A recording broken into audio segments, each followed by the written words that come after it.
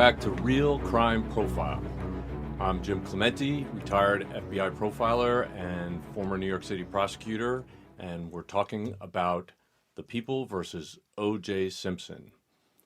With me today is... Laura Richards, founder of Paladin National Stalking Advocacy Service and criminal behavioral analyst. And Lisa Zambetti, casting director for Criminal Minds, where Jim Clementi is my colleague. And today we're going to be discussing episode 5 of The People versus O.J. Simpson. This episode was entitled Race Card. And basically, that is another way of saying, I think it's a Johnny Cochran commercial. And I think it was basically his idea, at least as depicted, that he should focus on the racial divide in the city of Los Angeles in the wake of the Rodney King incident and acquittals of the police officers, to use that as an advantage in the defense of O.J. Simpson.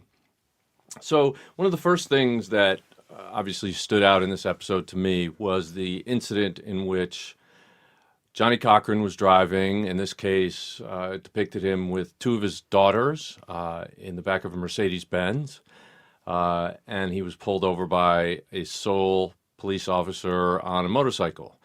But, as Laura Richards pointed out, that's not exactly what it was like in the real world.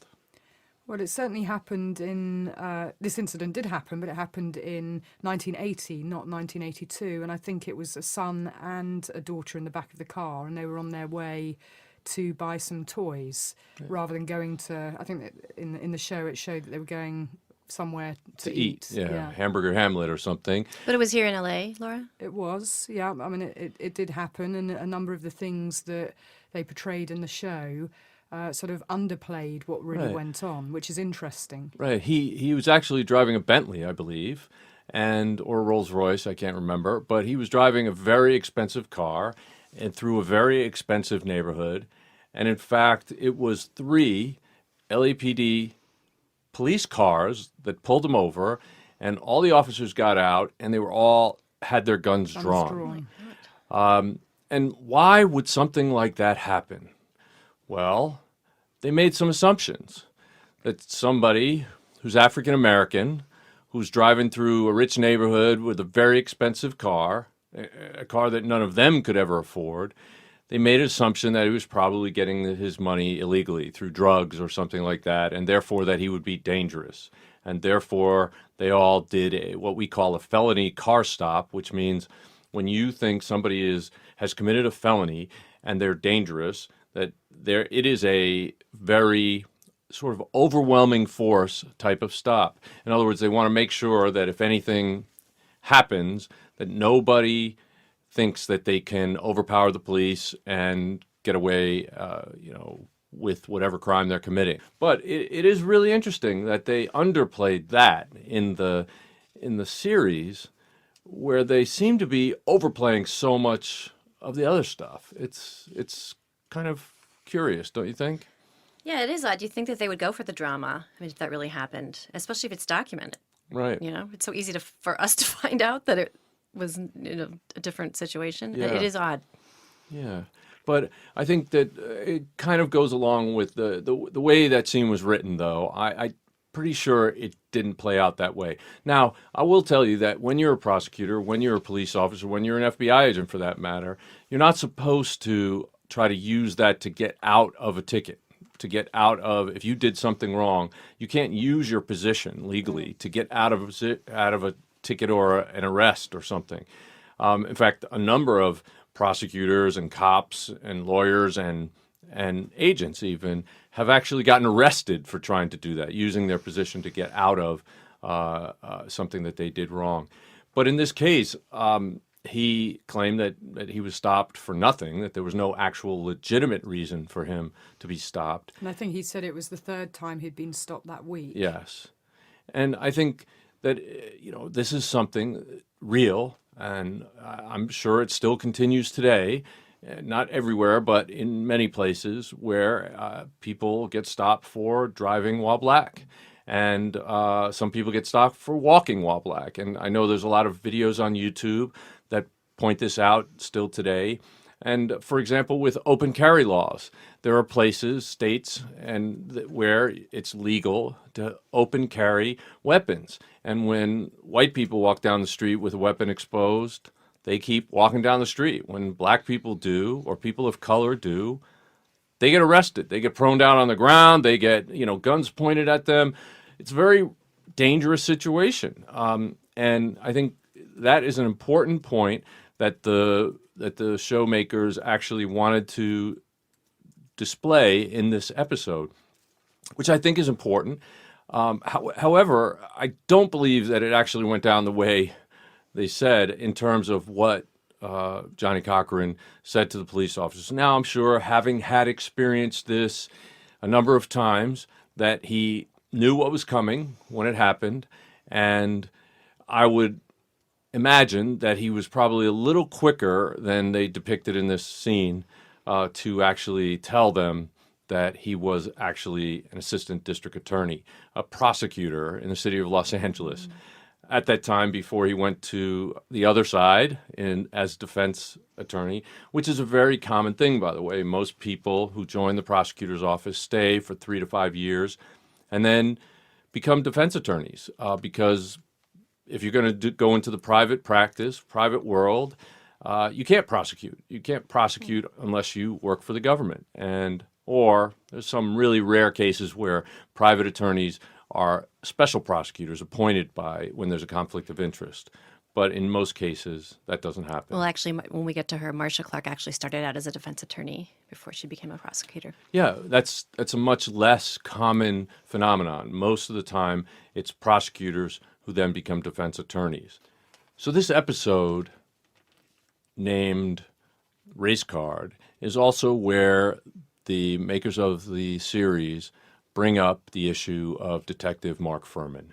And there's a lot of foreshadowing here because when Darden interviews Fuhrman, he gets a real bad feeling about him. He doesn't feel like this guy is actually on the level, and he looks at his history, and there's been a number of complaints against him for racial issues.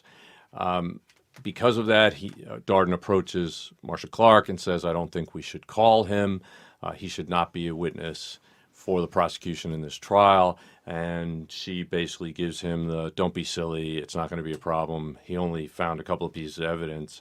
And, there were 4 cops on the scene who saw the evidence at the original crime scene before Fuhrman even got there. So nobody can actually claim that he put that stuff there, like the glove and the hat and all the blood evidence and so forth. One other thing that I wanted to talk about that was brought out in this episode was about the fact that some of the detectives brought evidence collected at the crime scene out to their homes to Simi Valley overnight because they were working very late it's early into the morning on the night of the murders. This is actually an issue that they made a lot of in the trial, but the fact is that happens all of the time. Many jurisdictions across this country, and there are 17,000 police agencies in the United States of America, many of them do not have evidence vaults that stay open 24 hours a day. And it is the responsibility of police officers to maintain a chain of custody over the evidence that they collect at a crime scene. And certainly, if there is an evidence vault that's open when you finish collecting, you should bring that to the evidence vault and make sure it's preserved properly and so forth.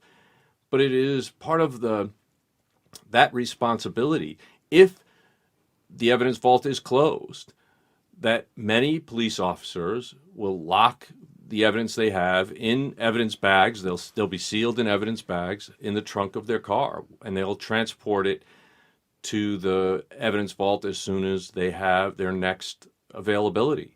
Sometimes they have to leave a crime scene, drive to protect a witness, as in this case, drive to an intervening crime happens in the middle of it.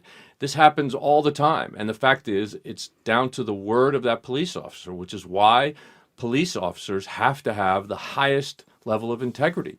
They have to do what's right all the time. The slightest little deviation from that, they can lose their reputation. And I think we'll see that sort of expanded to the nth degree when we talk about Detective Furman later. Yeah, I don't think I realized that the police officers themselves took evidence. I thought it was the technicians or whoever arrives later that collects the evidence and keeps it together and cataloged. It depends on the crime. It depends on the situation. Sometimes crime scene people are not called in. Sometimes they are called in. Sometimes they miss things. I mean, there's all sorts of different. The crime scene should be documented. The crime scene should be handled by crime scene investigators, and the evidence should be taken by them. But there are pieces of evidence that are collected by investigating detectives throughout the course of an investigation. And whether it happens on day 1 or day 557, the detective has to have the responsibility and the integrity to collect that, to seal it, to sign the evidence tape that closes it with the date and time that he does that. And then anytime it's opened, that has to be resealed and re-signed. And you saw issues with that in the Avery case. Sure. Where the blood evidence, although it was sealed properly originally, that when it was tested, it was not resealed properly, and it gave the impression that somebody got in there and did something bad with that evidence. And that's why you have to do it right every time. Otherwise, you'll have the defense poking holes in your case. And I think the O.J. case was a watershed moment for evidence collection in the history of U.S. law enforcement, because it taught, and it is used in teaching law enforcement agencies across the country about how evidence must be handled. Otherwise, the defense can get your case thrown out.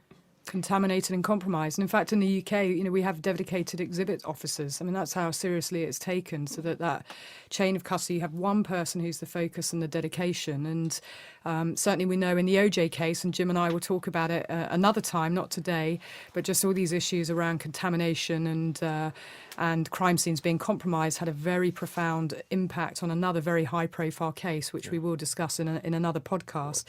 But at this point in the series, it definitely looks like there is going to be a looming issue with Detective Furman, and they dramatically cut to a scene in which he's at his home, presumably with a huge display of World War II medals, and of course, including Nazi memorabilia. And that is an indication that he may actually be a white supremacist. So what's your feeling about Furman? I'm curious. I think it's obvious at this point that he is an issue, and I think it was very short-sighted on the part of Marcia Clark not actually delving into his disciplinary history and finding out exactly what kind of person he was. Also is a little interesting that Marcia Clark decides that Darden would be the one to do the direct examination of Detective Furman. And I think she deliberately did that because she wanted an African-American man to be presenting this guy to the jury, sort of trying to overcome any argument that he could be a racist. Hello, it's Jim Clementi and Francie Hakes with a special message about a new show that I'm hosting on Wondery called Locked Up Abroad. In each episode, people tell their harrowing stories of being convicted of crimes and jailed in foreign lands, or kidnapped and held hostage in war-torn countries.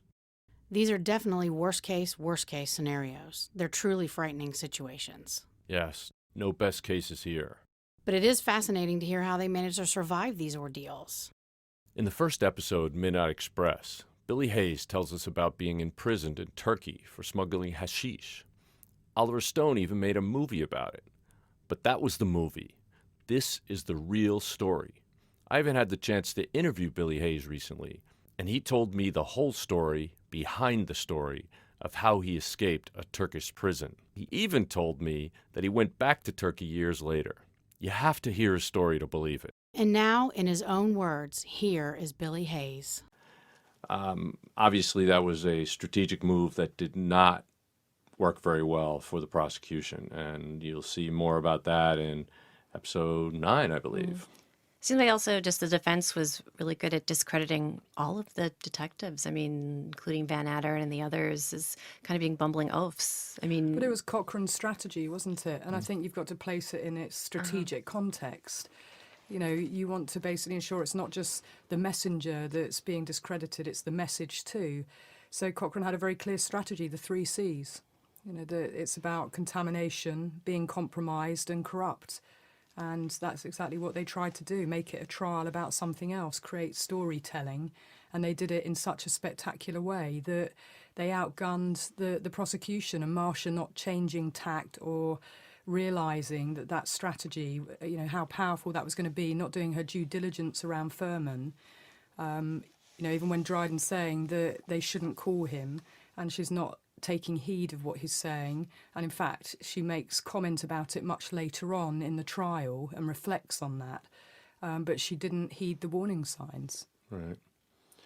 Yeah, and I think that when you're talking about strategy, the ultimate sort of clash on that strategy came when Darden made an application to the court that they would not be raising the issue of the N-word.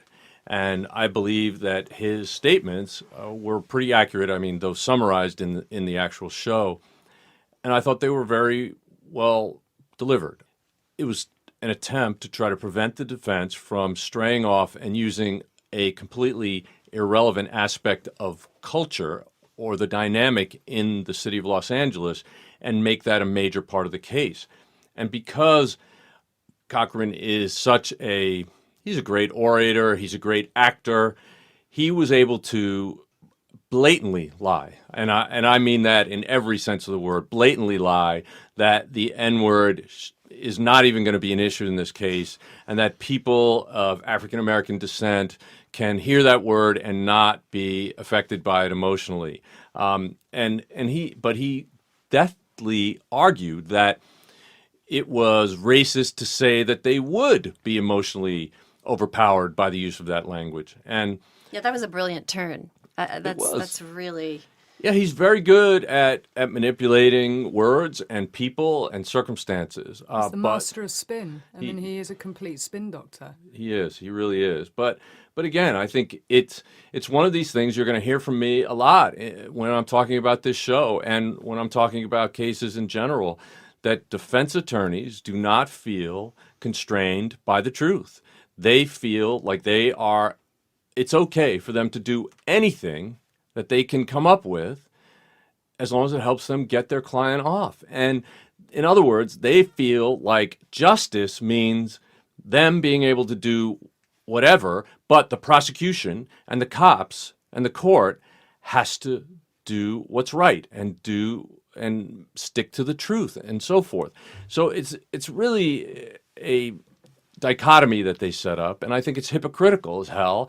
And I think we're going to see a number of different examples of this as we go on throughout this series. So speaking of that, Jim, let me read you this on our Facebook page from one of our listeners. So amazingly biased. Unless Jim was sitting in the room with OJ's lawyers, he has no right to say that they don't care about justice. They were defending their client to the best of their abilities. If anyone is to be criticized, it's the prosecution for losing such an obvious case. I'd be interested what Jim would have done if he was OJ's lawyer. If OJ was saying he was innocent, you can advise him the weight of the evidence is against him, but you can't make him plead. So he doesn't plead. What do? You look for errors or problems in the prosecution's case, and it seems that there are enough problems and errors to create a reasonable doubt. You can't just criticize the defense advocate for doing his job. Well, if he were just doing his job, that's one thing. But there are a number of instances in which he went above and beyond, not just doing his job, but actually literally lying, having other attorneys on the defense team literally lie to the court. When you're an attorney and you're actually appearing before a court, there is an ethical set of standards. And if you violate those ethical set of standards, one, you can be disbarred. In other words, you will never be able to try another case again or represent anybody else legally again. And two, you could be prosecuted, held in contempt. You could be thrown in jail. But none of that happened in this case because I believe Judge Ito was bending over backwards for the defense. He allowed the defense to do so many things that in other cases would have been thrown out of court. And that's what I'm reacting to. And you can call me biased, that's fine, but I am actually an experienced prosecutor, an experienced investigator, and I have been through many trials. I know what's right and what's wrong in a court of law. And I know that these guys on the defense team got away with literally lying to the court.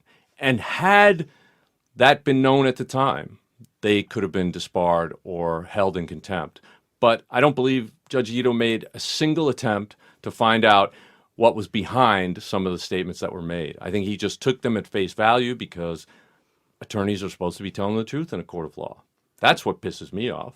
Yeah, and I think there's a right context for that, for what Jim's saying. I mean, certainly when we understand that OJ's house was completely transformed to make him look completely different from the person that he was. And these are all things that were blatant untruths that they used to steer their case. So Right. It's not just a case of being biased. It's actually based on fact of what happened. Right. I mean, Marcia Clark tried to get Judge Ito to prevent the jury from visiting the home because it had manipulated the crime scene. There was no way. This was actually a crime scene because there was blood there from the victims of a crime.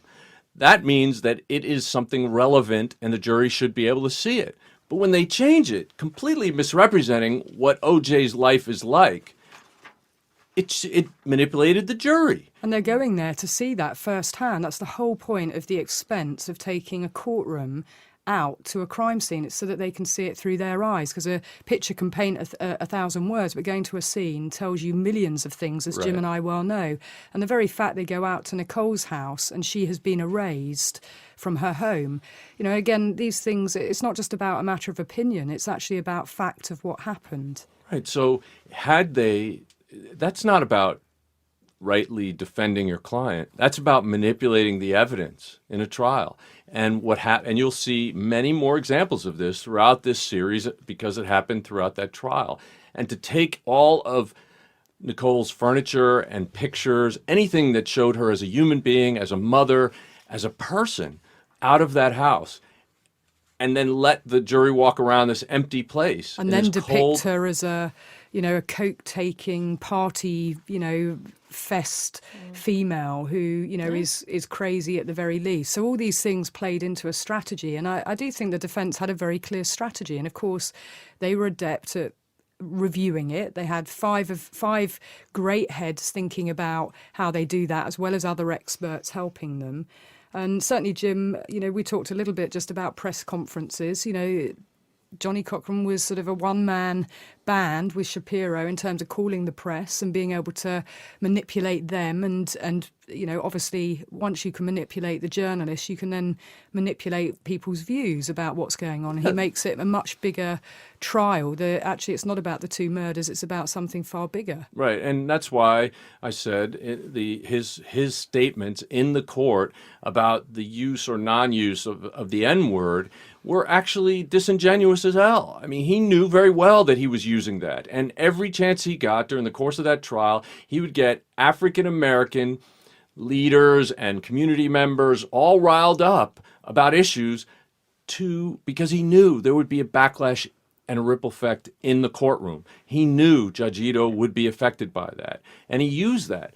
But guess what? The prosecution doesn't have that ability. The prosecution does not do that same thing. They are bound by the rules of law, and for the most part, they stick to them.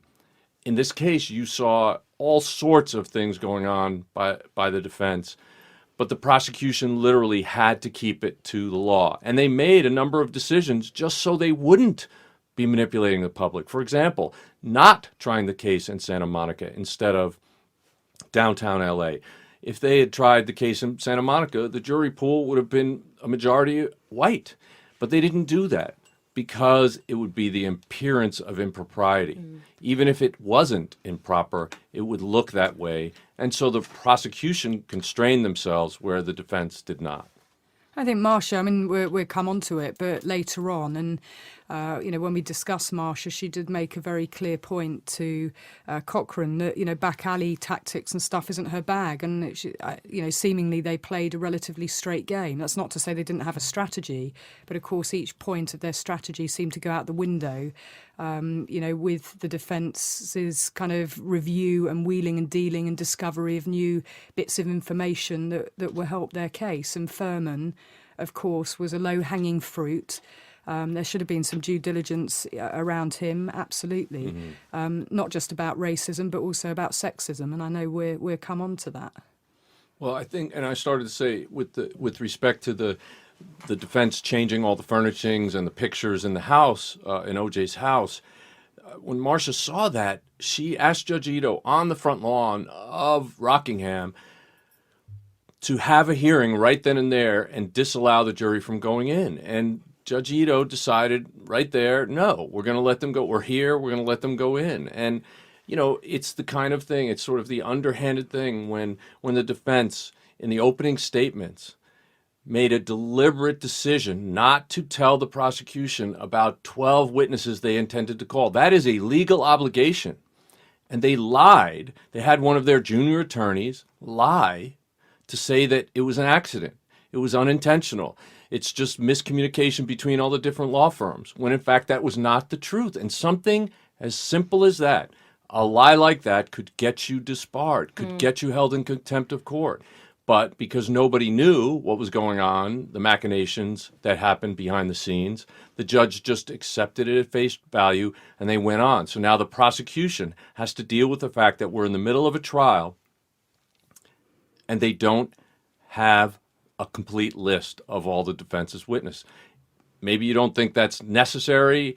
If you're out there in the real world listening to this, but the fact is, a prosecution, they have to be prepared for the witnesses. This is how it becomes a, quote, fair fight. But clearly the defense was not fighting fair, and they were fighting for their client by doing just outrageous manipulations. If people think that's great, fine.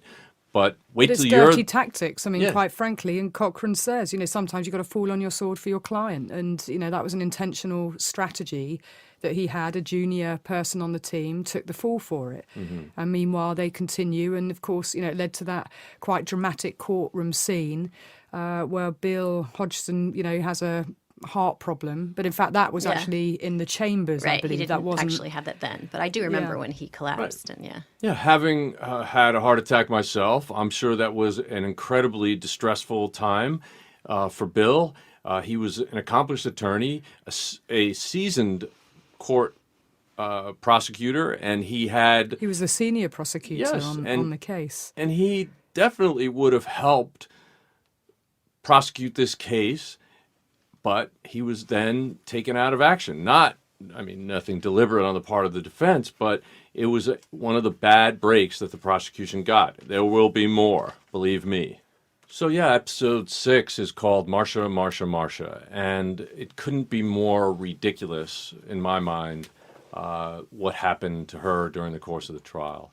To have the media focus on her hair and her clothing and her makeup it's just ridiculous. I think it is misogynistic, first of all, and I think it is professionally unprofessional for media people to attack a prosecutor for her sense of style. What do you think, Laura? I mean, I completely agree, but we still see this stuff going on now, present day, and it was really tough to watch, to see somebody go through that, not just in terms of cameras being in the courtroom for the first time, but also such personal attacks on her.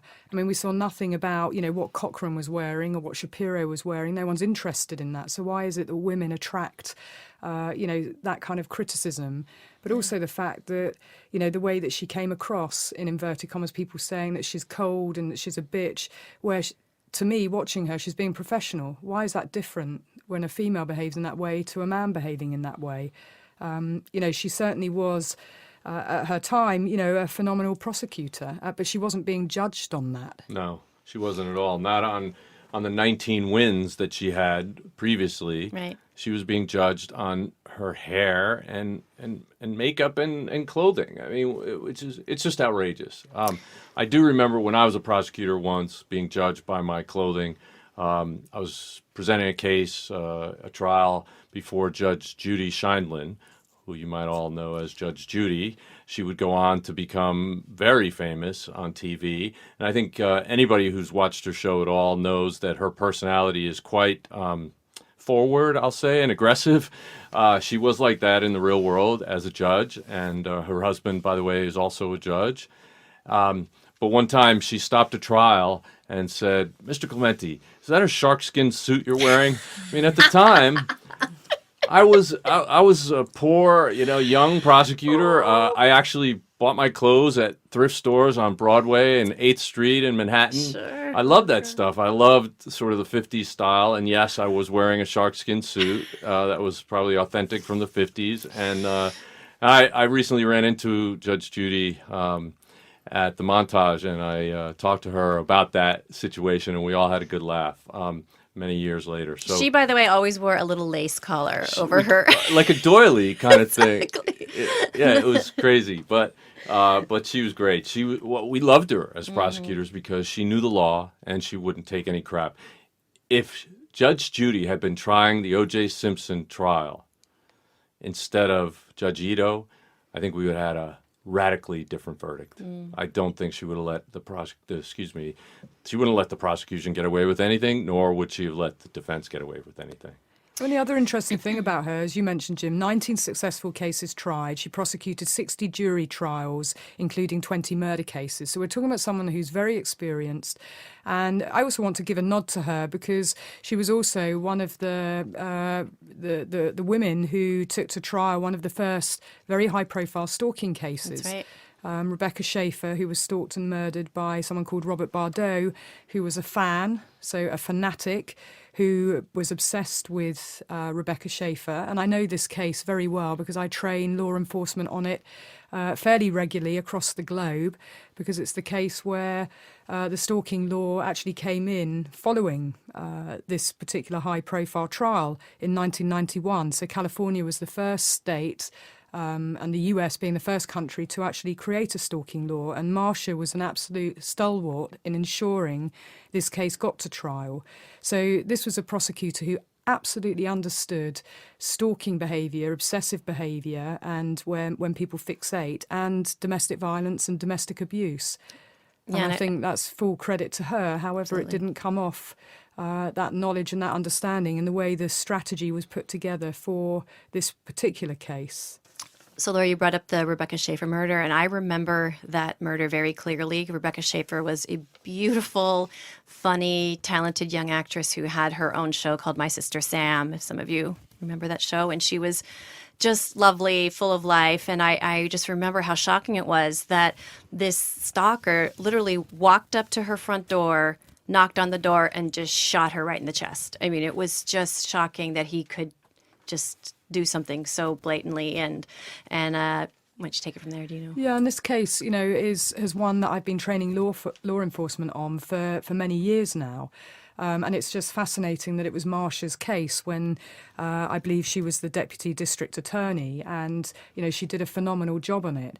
But why I train law enforcement on it is because it's the case that preceded the stalking law coming in California. So the first state in the US was the first country to actually legislate for the crime of stalking. And it was actually then after that, the first crime that went to trial for stalking was Steven Spielberg's case. So anyway, tracking back, Rebecca Schaefer, she was an actress, and she was, going through coming up from, C status probably to celebrity A-list. And unfortunately, she had a number of fanatics, and one in particular was someone called Robert Bardot. And he obsessed about her. He wrote to her prolifically. And normally when people write prolifically, they don't tend to act on the things that they're saying. But this was somebody who felt he was in love with her and she was in love with him. And every time she did a movie, he felt she was communicating to him. And unfortunately, her last movie, there was a love scene. And he believed that she had therefore been unfaithful to him in his mind. And therefore he paid a detective to track her down. And unfortunately, and it was some months later where it was found out where she was living, and he did exactly do that, make an approach, and he killed her. And we would call him a howler rather than a hunter, writing prolifically to someone, but would rarely then take the steps to kill. And therein lies a lesson when you're risk assessing and you're doing threat assessment. As someone called Jeff Dunn, who's just retired from the LAPD threat assessment unit, would always say, and it's certainly what I tell law enforcement all the time, that doing any form of actuarial risk assessment, this is the case that tells us that these actuarial assessments, when you're adding up numbers, just do not work, because here's a case where all the literature would tell us that this is somebody who would not mean the target any harm, but actually it's the 1% of cases where he does something completely different. And Marcia understood it for what it was and made sure that this case went to trial. And in fact, Robert Bardot was sentenced to life imprisonment without the possibility of parole for stalking and murdering Rebecca Schaefer. And I absolutely believe that it was down to Marcia's hard work. Now, didn't he run away? He ran back to Arizona, and she was able to get him back into the state. And absolutely, she doggedly pursued him and made sure that he was put before the court. So, this all goes as testament to the fact that she was an incredibly successful, big trial lawyer. She wasn't inexperienced, but I think when we look at her in that show, does she come across particularly well? Well, not at the beginning. And I think the calibre of the acting is amazing. So that's something else. Sarah Paulson does an amazing job.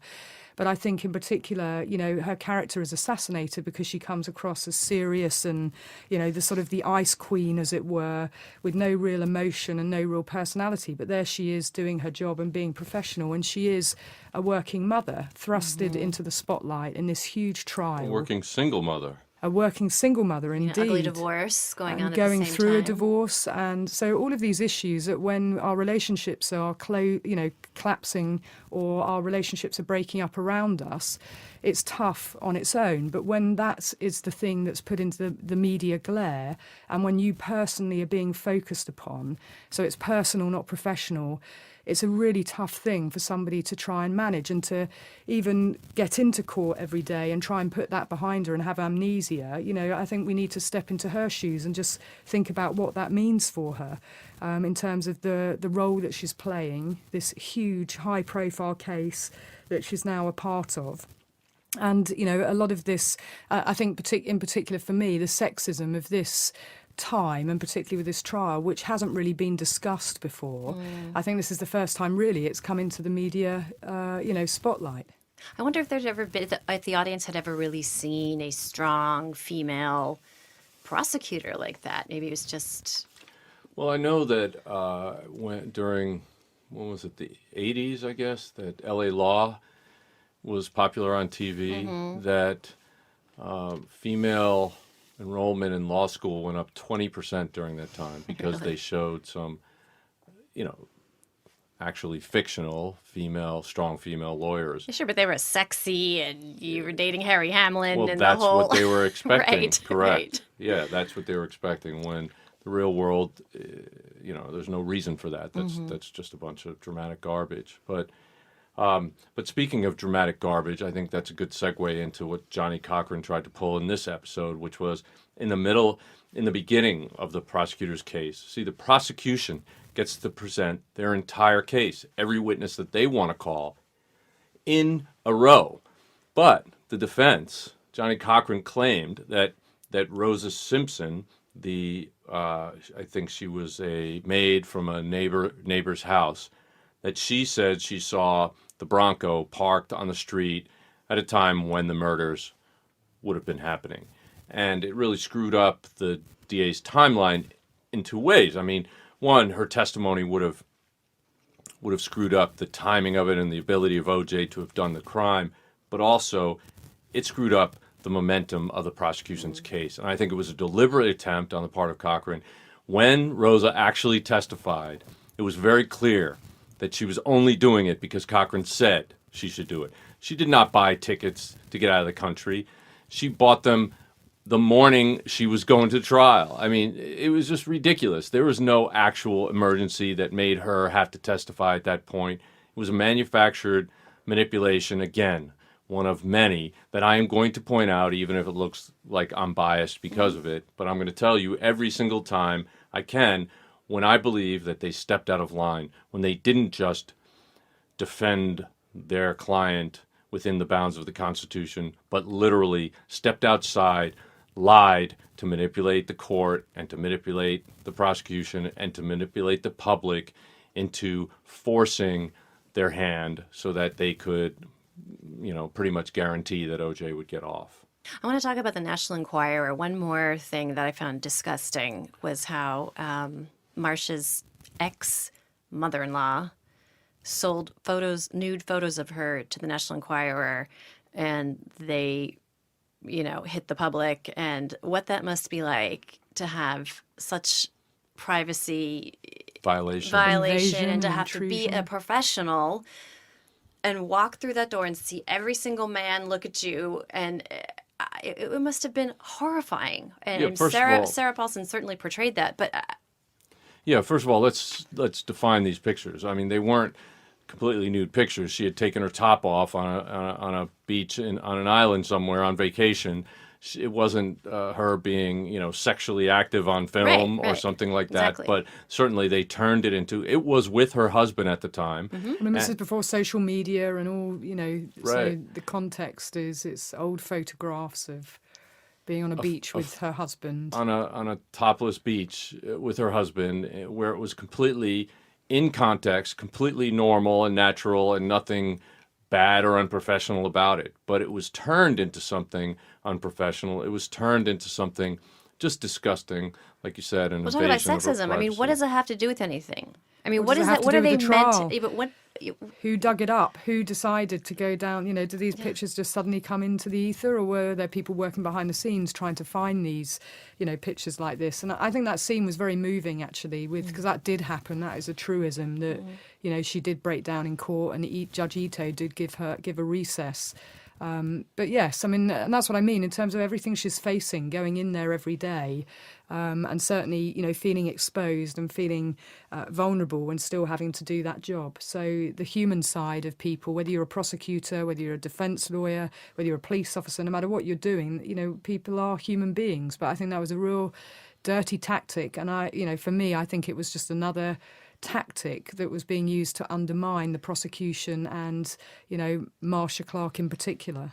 To just distract on what this trial is really about. It's not about a topless, woman on her honeymoon. It's what, just to degrade her and make her seem like. Well, it's she very doesn't know what- personal again. I mean, Yeah. that's the whole, rub about the nuanced and kind of very personal aspects to this, where, this is absolutely about sexism. And, that some people might not like that being said, but that is the out and out truth and fact of it. That the male prosecutor, I mean, certainly the male defence lawyers weren't being treated in the same way. So, whether that was an out-and-out tactic to try and dig up things on her, which my suspicious mind and being cynical, I believe that probably did happen. And these are all the sorts of things that she was having to confront and perform her job in front of all the cameras and try and get the best outcomes. So one of the things I'd like to talk to you about, Laura, is sort of the profile of each of the lawyers. And since we're talking about Marcia Clark in this episode, Marcia, I think there's some important things that I saw in the real Marcia Clark that I think we should discuss. One thing, I think she's definitely articulate and intelligent. I think those things come out in her opening statement, in how she dealt with certain arguments that came up through the trial. But I think that she also looked like she was stressed to the max. She looked depressed. At some points, she had drawn cheeks and sunken eyes. She looked almost anorexic, and she was probably going through a hell of a lot with the divorce and taking care of her kids and being personally attacked. What do you think about that? Well, I think anybody going through what she did would certainly be stressed. She seemed to have far much more to contend with than anybody else. And I think that what you've said is absolutely right. She's not just on a national platform. She's on a world stage. And it's not just her abilities as a prosecutor that's being judged. It's her hair, it's her makeup, it's her clothes, it's her body, it's the way that she comes across, her characteristics, everything. I actually felt, very much that she was the one that was put on trial for a time, as was Nicole, as was Ron. And everybody seemed to be put on trial other than O.J. Simpson. That's correct. And I think some of the things that she's spoken about later that kind of shed light on this was the fact that she did have her first marriage, not the marriage that was just breaking up at this time, but her first marriage was actually an abusive relationship. Her first husband was physically abusive to her. Also, something that she talked about later on was the fact that she was on vacation in Europe and she was actually the victim of rape. So I think she was carrying around a lot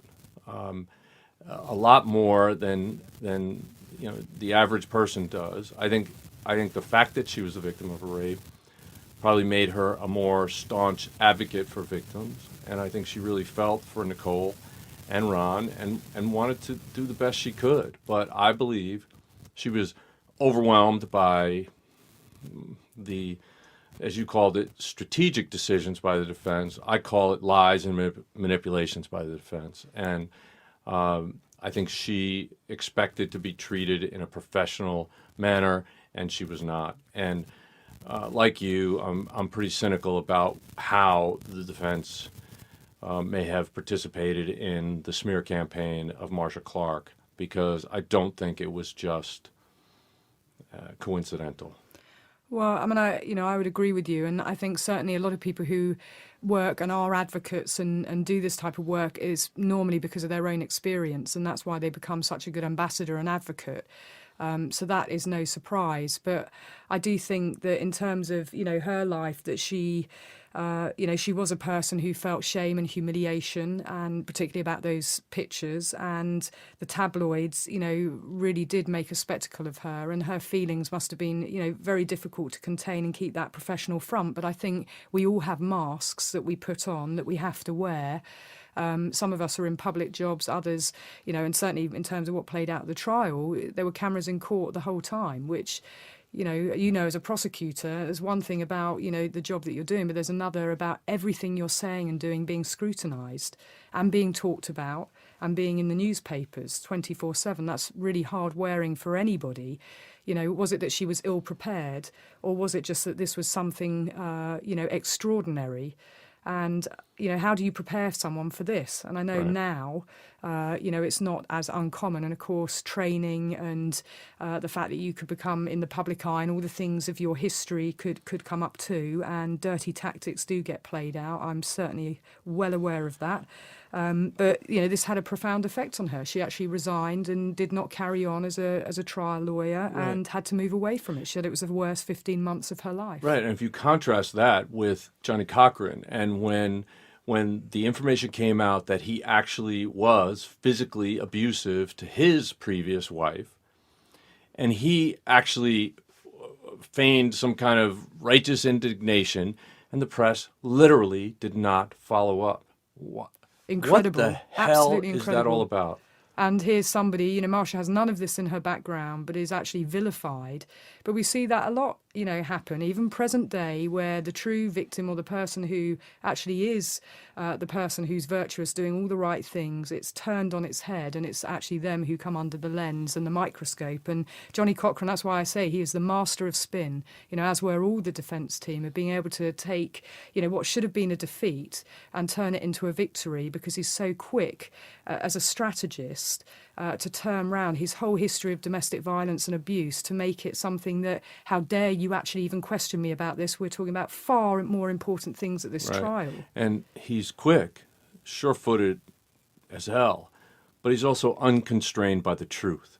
And that is something that you can't say about Marcia Clark or Darden.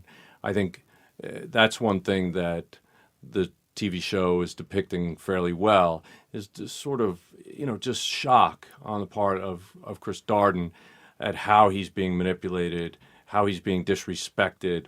And it's very obvious how much Marcia Clark was being disrespected in I think this that's a really process. good point, actually, Jim. You know, you feel the human emotion of both of those two people. You know, the human element of the insults and the things that are rubbing at their moral fibre, you know, their very being. And that's why you hear some of the outbursts that you do. But for Cochrane et al., it's much more just about a game, and it's about winning the game rather than actually it's something that's very personal, that's, you know, eating them up. So I think, yeah, Marcia, you can certainly see some of those demons all at play, and you can see her under stress and under duress and not knowing at times which way to turn. But she's trying to come, you know, from the right intention, whereas the others are constantly thinking about how to use that information, how to manipulate it, how to exploit it. And it's a very different sense of those individuals and characters. Correct. So I do have a recommendation. You'll be hearing from my friend James Fitzgerald, who was also a retired FBI supervisory special agent and profiler. We worked together in the Behavioral Analysis Unit and in New York City on the joint FBI NYPD bank robbery task force before that. James Fitzgerald has written a series of books. The first one, A Journey to the Center of the Mind, book one. And this is the story of him coming of age and getting into the police department. And then book two has to do with his police career. And book three has to do with his FBI career. He's writing that one right now. But So this is not a fiction. This is No, there's no Tony Dante in this one. no, right? there's no Tony Dante in this one. This is a very candid memoir, and it is. You will find that Jim is not only a wordsmith, but he has actually used words to solve some of the most amazing cases in the history of the United States criminal annals. So I really believe that this is an interesting book for you to read. I also want to say that I have started watching Happy Valley. I agree with the two of you that it is a really, really good series. It's just real and gritty. Yeah. I really love it. So I do have to say, though, that every now and then I have problems with their regional dialects there because sometimes they speak so fast and I have to go back and play it a Yeah. couple times to figure out what they said. But other than that, I think it's an amazing, It's a good northern gritty show, and Yeah. you know it's Sarah Lancashire really brings off the character, and certainly Sally Wainwright is who's the person who wrote it, someone who I know actually, and Wow. I think she has done a fantastic job with some of their advisors as well. But season two, and I'm not going to spoil it, but Lisa and I are well and truly into our I've already season two, binged and it. it's really really good. So Okay. definitely look it up. And one further thing is that you will probably hear or have heard that there's a new series coming on Discovery Channel called Manifesto. And this is a series that I and James Fitzgerald and my friend Tony Gittleson helped create. And we partnered with Kevin Spacey's company, Trigger Street. Ooh, And fancy. so hopefully this coming year, you'll be seeing that on Discovery Channel. Do you need a casting director? We'll talk later. Got one right in front of me. Laura, you have a recommendation? Yeah, I mean, certainly, Fitz's book is definitely worth a read. And I was going to just give another shout out to a show, actually. It's one of my favourites. And the show's called The Killing. And the main character is Sarah Lund. Now, there's a woman who doesn't give too much concern to the jumpers that she wears, and she's brought the kind of Christmas jumper back, but it's a Nordic noir show, and I love it because it's so gritty. So you mean the original show? 'Cause I would love to see that. Yeah, I'm talking about the Nordic noir show. I'm Yes. not talking about the US Good. Yeah, takeoff. you got to of the clarify show. that You one. have Yeah, to yeah, watch yeah. it with the subtitles, I'm afraid, which means that you can't eat, talk, or do anything else. You've got to stay glued to the TV. And she's a brilliant character, flawed for lots of different reasons, but the show moves very quickly. And I defy any of you to get the first season and not be able to switch it off, because disc after disc you just want to get to the next part of the show. So definitely have a look at The Killing, the first season. I got to get that because I really want to. The lead actress who plays that detective, she's in a show that I'm going to recommend next time, not right now.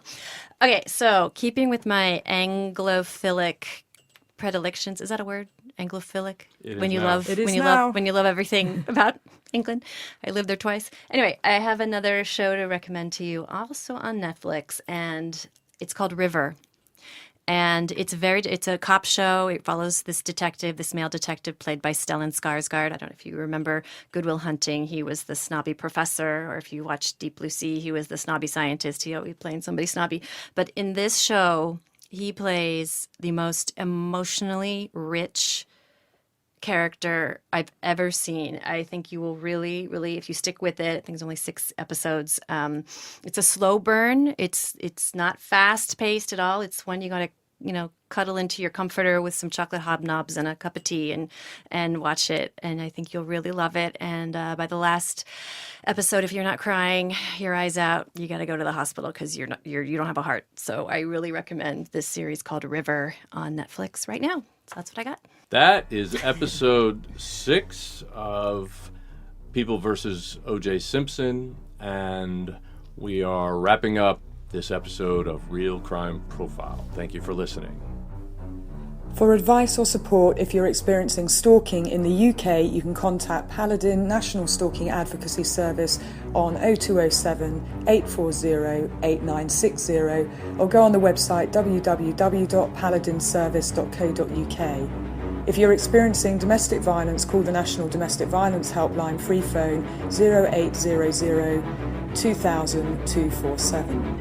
In the US, if you're experiencing domestic abuse and need advice, shelter, safety or counselling, call the Genesis 24-hour hotline 214-946-4357 or go on the website www.genesisshelter.org, or you can call the National Domestic Violence Hotline on 800 799 7233. Real Crime Profile is produced and edited by Paul Francis Sullivan, engineered by Jacob Moose Molin. Music is composed and performed by Simba Sumba. Logo art by Rob Cohen. Real Crime Profile is produced and recorded at Empire Studios LA by XG Productions. Real Crime Profile is distributed by Wondery.